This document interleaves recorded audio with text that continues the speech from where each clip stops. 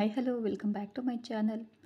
ನಿನ್ನನ್ನೇ ಪ್ರೀತಿಸುವೆ ಭಾಗ 3. ಈ ಕತೆ ಕೂಡ ತುಂಬಾ ಅದ್ಭುತವಾಗಿ ಚೆನ್ನಾಗಿದೆ. ತಮಾಷೆಯಾಗಿ ಖುಷಿ ಕೊಡುವಂತಹ ಕಥೆಯಾಗಿದೆ. ದಯವಿಟ್ಟು ಈ ಕಥೆನ ಪೂರ್ತಿಯಾಗಿ ನೋಡಿ ಹಾಗೆ ಸಪೋರ್ಟ್ ಮಾಡಿ. ಇವತ್ತು ಕಾಲೇಜಲ್ಲಿ ವೀರುಗೆ ಹುಡುಗಿ ಫೋಟೋ ತೋರಿಸುವಂತ ಕೇಳಿದಾಳೆ ನಿಮ್ಮ ಮಗಳು ಎಂದು ನಗುತ್ತಾ ಹೇಳುವನು ಅಭಿನವ್. ಹೋಗಲಿ ಬಿಡಿ, ಎಷ್ಟು ದಿನ ಹೋಗುತ್ತೋ ನೋಡೋಣ ಅಂತಾರೆ ಶಿವು. ಸರಿ, ಆದರೆ ಅವಳ ಮಾತು ಸ್ವಲ್ಪ ಹೊರಟು, ಅದಕ್ಕೆ ಎಲ್ಲೇ ತಪ್ಪು ತಿಳಿತೀರೋ ಎಂದು ಹೇಳಿದರು. ತಡೇರಿ, ವಿರಾಟ್ ಕೈಯಲ್ಲಿ ಕೊಡ್ತೇನೆ ಎಂದು ಮಾತನಾಡಿ ಫೋನ್ನ ವಿರಾಟ್ ಕೈಗೆ ಕೊಟ್ಟರು ಅಭಿನವ್. ನಮಸ್ಕಾರ, ಹೇಗಿದ್ದೀರಾ? ನಾವು ಚೆನ್ನಾಗಿದ್ದೇವೆ. ಮನೆಯಲ್ಲಿ ಅಕ್ಕ ಮತ್ತು ಅಮ್ಮ ಹೇಗಿದ್ದಾರೆ? ಅವರು ಕೂಡ ಚೆನ್ನಾಗಿದ್ದಾರೆ. ಅಮೂಲ್ಯ ನಿಮಗೆ ಏನಾದರೂ ಬೈದ್ಲಾ? ಯಾಕೆ ಅಂದರೆ ಅವಳು ಅಂಬ್ರೆಲಾ ವಾಪಸ್ ಕೊಡದೆ ಇದ್ದಿದ್ದಕ್ಕೆ ಕೋಪ ಮಾಡ್ಕೊಂಡಿದ್ಲು. ಹಾಂ, ನಾಳೆ ಕೊಡಲಿಲ್ಲ ಅಂದರೆ ಮನೆಗೆ ಬರ್ತೇನೆ ಅಂತ ಹೇಳಿದ್ದಾಳೆ. ಸಾಕ್ಷಿಗೆ ಅಂತ ಒಂದು ಸೆಲ್ಫಿ ಕೂಡ ತೊಗೊಂಡು ಹೋಗಿದ್ದಾಳೆ ಎಂದು ನಗುತ್ತಾ ಹೇಳಿದನು ವಿರಾಟ್. ಅವರ ಅಮ್ಮನ ಮುಂದೆ ಕೂಗಾಡ್ತಾ ಇದ್ಲು. ನೀವು ತಪ್ಪು ತಿಳ್ಕೊಬೇಡಿ, ಹಾಗೇನಿಲ್ಲ, ಅವಳು ಅದೇ ರೀತಿ ಮಾತನಾಡ್ತಾಳೆ ಅಂತ ಗೊತ್ತಾಯಿತು. ತಡೇರಿ, ಫೋನ್ ಅವಳ ಕೈಗೆ ಕೊಡ್ತೇನೆ ಎಂದು ಅಮೂಲ್ಯಳ ರೂಮಿಗೆ ಸಾಗಿ, ಅಮ್ಮು, ವಿರಾಟ್ ನಿನ್ನ ಜೊತೆ ಮಾತಾಡಬೇಕಂತೆ, ತಗೋ ಮಾತನಾಡು ಎಂದು ಕೊಟ್ಟನು. ತಾಯಿ ಆಗಿದ್ರೆ ಹೇಗೋ ತಪ್ಪಿಸ್ಕೊಳ್ಬಹುದಿತ್ತು, ಆದರೆ ಈಗ ಆಗೋದಿಲ್ಲ ಎಂದುಕೊಳ್ಳುತ್ತಾ ಫೋನ್ ಪಡೆದು ಕಿವಿಗೆ ಇಟ್ಕೊಂಡು ಸುಮ್ಮನೆ ಇರುವಳು. ತಂದೆ ಅಲ್ಲಿಂದ ಹೊರಗಡೆ ಹೋದರು. ವಿರಾಟ್ಗೆ ಇವಳ ಶಬ್ದ ಕೇಳಿಸದೆ ಏನು ಮಾತನಾಡ್ತಾಳೆ ಇಲ್ಲ ಅಂತ ಕೇಳ್ತಾನೆ. ಅಮೂಲ್ಯ ಮಾತನಾಡಿ, ನೀವೇ ಅಲ್ವೇನ್ರಿ ಮಾತಾಡಬೇಕು ಅಂದಿದ್ದು, ಅದಕ್ಕೆ ನಾನು ಸುಮ್ಮನೆ ಇದ್ದೆ. ಈಗ ಹೇಳಿ, ನಾನು ಕೇಳ್ತೇನೆ. ಯಾಕೆ ನೀವು ಮಾತನಾಡಲ್ವಾ? ಹಾಂ, ಮಾತನಾಡ್ತೇನೆ. ಹೇಗಿದ್ದೀರಾ ಅಂತ ಕೇಳೋಕೆ ಫೋನ್ ಹಚ್ಚಿದ್ದು. I am always super. Study ಹೇಗೆ ನಡೀತಾ ಇದೆ? ಮತ್ತು ಹೊಸ ಕಾಲೇಜಲ್ಲಿ ಯಾರಾದರೂ ಫ್ರೆಂಡ್ಸ್ ಆದ್ರಾ? ಸ್ಟಡಿ ಚೆನ್ನಾಗೇನೋ ನಡೀತಾ ಇದೆ. ಲೆಕ್ಚರರ್ಗಳೆಲ್ಲ ಹೊಸಬ್ರು, ಎಕ್ಸ್ಪೀರಿಯನ್ಸ್ ಕಡಿಮೆ ಅನಿಸುತ್ತೆ. ಮತ್ತು ಒಬ್ಬ ಫ್ರೆಂಡ್ ಇದ್ದಾನೆ, ಛತ್ರಿ ಮನುಷ್ಯ, ಅದ್ಬಿಟ್ಟು ಬೇರೆ ಯಾರೂ ಇಲ್ಲ ಎಂದುಕೊಂಡು ವಿರಾಟ್ಗೆ ನಗು ಬಂದು ನಕ್ಕನು. ಯಾಕ್ರಿ ನಗ್ತಾ ಇದ್ದೀರಿ? ಛತ್ರಿ ಅಂತ ಹೇಳಿದ್ದಕ್ಕೆ ನಗು ಬಂತು. ಅಂದು ನನ್ನನ್ನು ನೋಡಲೇ ಇಲ್ವಲ್ಲ, ಕೋಪ ಬಂದಿತ್ತು, ಅದಕ್ಕೆ ನೋಡಲಿಲ್ಲ. ಯಾಕೆ ಅಂತಾಳೆ ಅಮೂಲ್ಯ. ಅದು ಬೇಡ, ಮತ್ತೊಮ್ಮೆ ಹೇಳ್ತೇನೆ. ನಿಮ್ಮ ಉದ್ಯೋಗ ಏನು? ಎಜುಕೇಷನ್? ಹಾಂ, ಲೆಕ್ಚರರ್ ಆಗಿ ವರ್ಕ್ ಮಾಡ್ತಾ ಇದ್ದೀನಿ. BE ಆಗಿದೆ. ಸರಿ ಬಾಯ್ ಎಂದು ಫೋನ್ನ ಕಟ್ ಮಾಡುವಳು. ಇವಳೇನು ಕಟ್ ಮಾಡೇ ಬಿಟ್ಲು, ಮದುವೆ ಇಷ್ಟ ಇಲ್ವಾ ಎನ್ನುತ್ತಾ ಮೊಬೈಲ್ನ ಅಭಿನವ್ ಕೈಗೆ ಕೊಟ್ಟನು. ಸವಿತಾ, ವಿರಾಟ್ನ ತಾಯಿ, ಮಾತನಾಡಿದಳು. ಹಾಗೇನಿಲ್ಲ, ನೀನು ಕೇಳಿ ಎಲ್ಲ ಗುಲ್ಲೆಬ್ಬಿಸಬೇಡ. ಆದರೆ ನಾನು ಪ್ರೀತಿಸಿದ ವಿಷಯ ಅವರಿಗೆ ಹೇಳೋಣ. ಮುಚ್ಚಿಟ್ಟು ಮದುವೆ ಆಗೋಕ್ಕೆ ನಾನು ರೆಡಿ ಇಲ್ಲ. ಇದೇ ನನ್ನ ಕೊನೆ ಮಾತು ಅಂತಾನೆ ವೀರು. ಸವಿತಾಗೆ ಬೇರೆ ದಾರಿನೇ ತೋಚದೆ ಹುಡುಗಿಯ ತಾಯಿ ತಂದೆಗೆ ಹೇಳೋಣ. ಆದರೆ ಹುಡುಗಿಗೆ ಹೇಳೋದು ಬೇಡ, ಅವರೇ ಬೇಕಿದ್ರೆ ಮಗಳಿಗೆ ತಿಳಿಸಿ ಹೇಳ್ತಾರೆ. ಹಾಗೇನೇ ಆಗಲಿ. ಸರಿ ಅಮ್ಮ, ಆದರೆ ನೆನ್ಪಿಟ್ಟು ಒಳ್ಳೆಯ ವಿಷಯನ ಹೇಳಲೇಬೇಕು. ಅಮೂಲ್ಯ ರಾತ್ರಿ ಬಾಗಿಲಲ್ಲಿ ತಂದೆ ಶೂ ಪಾಲಿಷ್ ಮಾಡುವಾಗ ಎದುರುಗಡೆ ಕಿರಾಣಿ ಅಂಗಡಿಯವನು ಅಮೂಲ್ಯಳನ್ನೇ ನೋಡ್ತಾ ಇದ್ದ. ಅಮೂಲ್ಯಳ ಗಮನ ಅವನ ಮೇಲೆ ಹೋದಾಗ ಅವನು ಕೆಟ್ಟ ದೃಷ್ಟಿಯಿಂದ ನೋಡಿದನು. ಅಮೂಲ್ಯಳಿಗೆ ಕೋಪ ಬಂದು ಕೈಯಲ್ಲಿರುವ ಶೂ ಅವನಿಗೆ ತೋರಿಸಿದ್ಲು.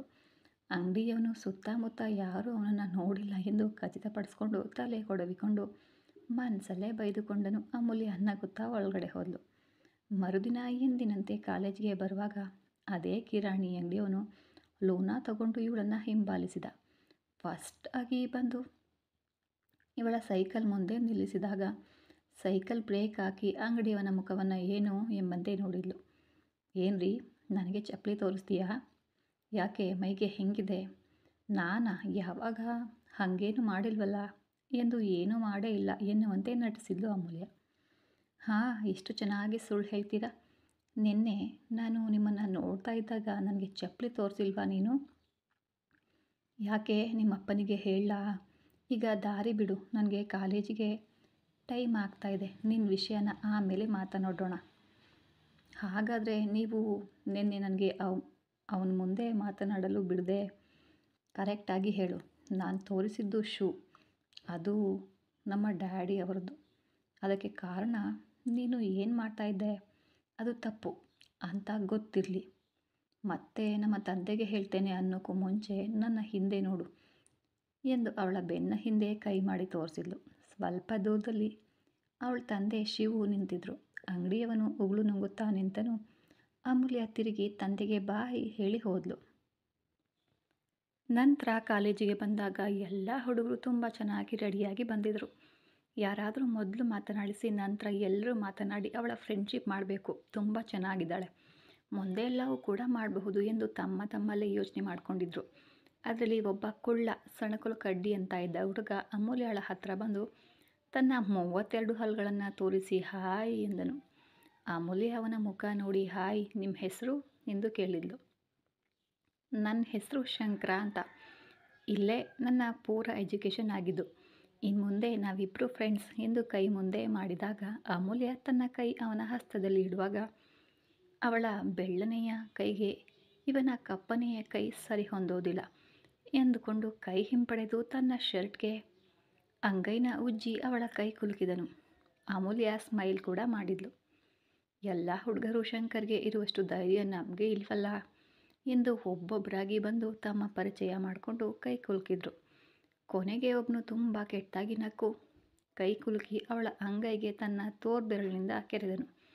ಅಮೂಲ್ಯ ಅವನ ಮುಖ ನೋಡಿದಾಗ ಅವನು ಒಂದು ಕೈಯಿಂದ ತನ್ನ ಗಡ್ಡ ಸವರ್ತಾ ಇದ್ದ ಕೋಪದಿಂದ ಕುಲುಕಿದ ಕೈಯನ್ನು ಒತ್ತಿ ಹಿಡಿದ್ಲು. ನೋವಿಗೆ ಆ ಹುಡುಗ ಜೋರಾಗಿ ಕಿರುಚಿದ. ಅಷ್ಟರಲ್ಲಿ ಅಲ್ಲಿಗೆ ಲೆಕ್ಚರರ್ ಬಂದರು. ಏನಾಯಿತು, ಯಾರು ಕಿರುಚಿದ್ದು? ಅಮೂಲ್ಯ ಆ ಹುಡುಗನ ಮುಖವನ್ನು ಕೋಪದಿಂದ ನೋಡಿದ್ಲು. ಅವನು ಕಣ್ಣಲ್ಲೇ ತಪ್ಪಾಯಿತು, ಏನೂ ಹೇಳಬೇಡ ಎಂದು ಕೇಳ್ಕೊಂಡ. ಅಮೂಲ್ಯ ಸರ್ ಮುಖ ನೋಡಿ, ಏನಿಲ್ಲ ಸರ್, ಎಲ್ಲ ಹುಡುಗರು ನನ್ನ ಪರಿಚಯ ಮಾಡಿಕೊಂಡ್ರು ಅಷ್ಟೇ ಎಂದಾಗ ಹುಡುಗಿಯರು ನಕ್ಕರು.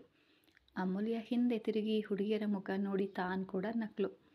2 ಕ್ಲಾಸ್ ಮುಗಿದ ಮಧ್ಯಾಹ್ನ ಲಂಚ್ ಬಿಟ್ಟಾಗ ಎಲ್ಲ ಹುಡುಗಿಯರು ಅಮೂಲ್ಯಳನ್ನು ಕರೆದು ಅವ್ರ ಜೊತೆ ಸೇರಿ ಊಟ ಕೂಡ ಮಾಡಿದರು. ಅವಳ ಫ್ರೆಂಡ್ಶಿಪ್ ಇಷ್ಟವಾಗಿ ಅವಳ ಜೊತೆ ಚೆನ್ನಾಗಿ ಮಾತನಾಡಿದರು ಎಲ್ಲ ಹುಡುಗಿಯರು. ಪ್ರಿನ್ಸಿಪಾಲರು ಎಲ್ಲ ಲೆಕ್ಚರರ್ಗಳ ಮೀಟಿಂಗ್ ಕರೆದು ಮಾಸ್ಟರ್ ಡಿಗ್ರಿ ಡ್ರೆಸ್ ಕೋಡ್ ಬಗ್ಗೆ ಸ್ಟೂಡೆಂಟ್ ಜೊತೆ ಚರ್ಚಿಸೋಣ ಎಂದು ನಿರ್ಧರಿಸಿದರು. ನಂತರ ವಿರಾಟ್ ಮದುವೆ ಫಿಕ್ಸ್ ಆದ ಬಗ್ಗೆ ಮಾತನಾಡಿ ಹುಡುಗಿ ಫೋಟೋ ತೋರಿಸಿ ಎಂದು ಪ್ರಿನ್ಸಿಪಾಲರು ಕೇಳಿದರು. ಫೋಟೋ ಏನು ತೋರಿಸೋದು ಸರ್, ನನ್ನ ಹುಡುಗಿಯನ್ನೇ ನೋಡಿದ್ದೀರಾ ನೀವು, ಎಲ್ಲ ಲೆಕ್ಚರರ್ಗಳು ಸಹ ನೋಡಿದ್ದೀರಾ ಎಂದು ಹೇಳಿದನು. ಎಲ್ಲರೂ ಯಾರು ಎಂಬಂತೆ ವಿರಾಟ್ ಮುಖಾನ ನೋಡಿದರು. ಚಿಕ್ಕಮಂಗ್ಳೂರು ಹುಡುಗಿ ಇದ್ದಾಳಲ್ವೇ, ಅವಳೇ ಸುರೇಶ್ ಲೆಕ್ಚರರ್. ಓಹೋ, ಅದಕ್ಕೆ ಅವಳ ಜೊತೆ ಅಷ್ಟು ಸಲಿಗೆಯಿಂದ ಇರೋದು ಸರ್ ಎಂದು ನಕ್ಕನು. ಹಾಂ, ಆದರೆ ಅವಳಿಗೆ ನಾನೇ ಹುಡುಗ ಅಂತ ಇನ್ನೂ ಗೊತ್ತಿಲ್ಲ, ಇಲ್ಲಿ ಡಿಗ್ರಿ ಮಾಡೋಕ್ಕೆ ಬಂದಿದ್ದೀನಿ ಅಂತ ತಿಳ್ಕೊಂಡಿದ್ದಾಳೆ ಅಷ್ಟೆ. ಪ್ರಿನ್ಸಿಪಾಲರು ಹೇಗೆ ಎಂದಾಗ ವಿರಾಟ್ ನಡೆದಿದ್ದೆಲ್ಲವನ್ನ ಕೂಡ ಹೇಳಿದನು. ರಾಜೀವ್ ಫ್ರೆಂಡ್ ಕಮ್ ಲೆಕ್ಚರರ್ ಆಗಿದ್ದರು. ನಾನು ಒಮ್ಮೆಯೂ ನೋಡೇ ಇಲ್ಲ, ನೀನು ಆ ಕ್ಲಾಸ್ ತಗೊಂಡೇ ಇಲ್ಲ. ರಾಜೀವ್, ಹೇಗಿದ್ದಾಳೆ ಹುಡುಗಿ? ಸುರೇಶ್, ತುಂಬ ಚೆನ್ನಾಗಿದ್ದಾಳೆ, ಅಷ್ಟೇ ಜೋರು ಕೂಡ ಇದ್ದಾಳೆ ಸರ್. ರಾಜೀವ್, ಇನ್ನೂ ಸ್ಟೂಡೆಂಟ್ ಅನ್ನೋ ಲೆಕ್ಕದಲ್ಲಿ ಇರಬೇಕಾ ನೀನು? ಹಾಂ ಕಣೋ, ಸ್ವಲ್ಪ ದಿನ ಆಟ ಆಡಿಸೋಣ ಅಂತ, ಆಮೇಲೆ ಗೊತ್ತಾದರೆ ನಿನ್ನನ್ನೇ ಆಟ ಆಡಿಸ್ತಾಳೆ, ಮೊದಲೇ ಸ್ಟ್ರಾಂಗ್ ಅಂತೀಯಾ? ಇರಲಿ ಬಿಡು, ಈಗ ಆ ಕ್ಲಾಸ್ಗೆ ಹೋಗಿ ಯೂನಿಫಾರ್ಮ್ ಬಗ್ಗೆ ಡಿಸ್ಕಸ್ ಮಾಡೋಣ. ನೀನು ಬರಲ್ವಾ? ನೀನು ಇಲ್ಲದೆ ಹೇಗೆ? ಪ್ರಿನ್ಸಿಪಾಲರು ವಿರಾಟ್ ಮುಖ ನೋಡಿ, ಸರ್ ನೀವು ಬನ್ನಿ, ಆ ಹುಡುಗಿಯ ಎಕ್ಸ್ಪ್ರೆಷನ್ ಹೇಗಿರುತ್ತೆ ನೋಡೋಣ. ನೀವು ಕಾಲೇಜ್ ಓನರ್ ಅಂತ ಗೊತ್ತಾದರೆ ಹಾಂ ಸರಿ ನಡೀರಿ ಹೋಗೋಣ ಎಂದು ಅಮೂಲ್ಯಳ ಕ್ಲಾಸಿಗೆ 4-5 ಲೆಕ್ಚರರ್ಗಳು ಮತ್ತು ವಿರಾಟ್ ಪ್ರಿನ್ಸಿಪಾಲರು ಬಂದರು. ವಿರಾಟ್ ಮುಂದೆ ಇದ್ದದ್ದನ್ನು ಕಂಡ ಅಮೂಲ್ಯ ಅವನ ಕೈ ಹಿಡಿದು ತನ್ನ ಪಕ್ಕದಲ್ಲಿ ಕೂರಿಸ್ಕೊಂಡು ಅಲ್ಲೇ ಸಣ್ಣ ದನಿಯಲ್ಲಿ ಕ್ಲಾಸಿಗೆ ಕೂರೋದಕ್ಕೆ ಬರೋದು ಇಲ್ವಾ ಎಂದು ಬೈದಳು. ರಾಜೀವ್ ನಕ್ಕನು. ಎಲ್ಲ ಲೆಕ್ಚರರ್ಗಳು ಸಹ ನಕ್ಕರು. ವಿರಾಟ್ ಎಲ್ಲರಿಗೂ ಕಣ್ಣಲ್ಲೇ ಸುಮ್ಮನೆ ಇರಲು ಹೇಳಿ ಮಾತನಾಡಿ ಎಂದು ಹೇಳಿದನು. ಸ್ಟೂಡೆಂಟ್ ಸಹ ವಿರಾಟ್ ಅವಳ ಪಕ್ಕ ಕುಳಿತಿದ್ದು ಕಂಡು ಗಾಬರಿಯಾದರು. ನಂತರ ಪ್ರಿನ್ಸಿಪಾಲರು ಎಲ್ಲ ಹುಡುಗರ ಮುಖ ನೋಡಿ, ನಿಮ್ಮ ಡ್ರೆಸ್ ಕೋಡ್ ಬಗ್ಗೆ ಡಿಸ್ಕಸ್ ಮಾಡೋದಕ್ಕೆ ಬಂದಿರೋದು, ಹೇಳಿ ನಿಮ್ಮ ಅಭಿಪ್ರಾಯ. ಯಾರು ಏನು ಮಾತನಾಡದೆ ಸುಮ್ಮನೆ ಇದ್ದಾಗ ಅಮೂಲ್ಯ ಒಂದು ಸಲ ಎಲ್ಲರ ಮುಖ ನೋಡಿ ಇವರೆಲ್ಲ ಮಾತಾಡುವವರೇ ಅಲ್ಲ ಅಂತ ಅಂದ್ಕೊಂಡು ನಂತರ ಪಕ್ಕದಲ್ಲಿರುವ ವಿರಾಟ್ ಮುಖ ನೋಡಿ, ನೀವೇನಾದರೂ ಮಾತನಾಡಿ. ಯಾರೂ ಮಾತನಾಡಲೇ ಇಲ್ಲ ಅಂದರೆ ಹೇಗೆ? ಯಾಕೆ, ನಿನಗೇನಾದರೂ ಹೇಳೋದಿಕ್ಕಿದೆಯಾ? ಏನಿವನು ಏಕವಚನದಲ್ಲಿ ಮಾತಾಡಿಸ್ತಾನೆ, ಇರಲಿ ಆಮೇಲೆ ವಿಚಾರ ಮಾಡೋಣ ಅಂತ ಅಂದ್ಕೊಂಡು ಎದ್ದು ನಿಂತು, ಸರ್ ಬ್ಲೇಸರ್ ಮಾಡಿ ಸರ್, ಮತ್ತೆ ಹಾಕೋ ಚಾನ್ಸ್ ಸಿಗೋದಿಲ್ಲ.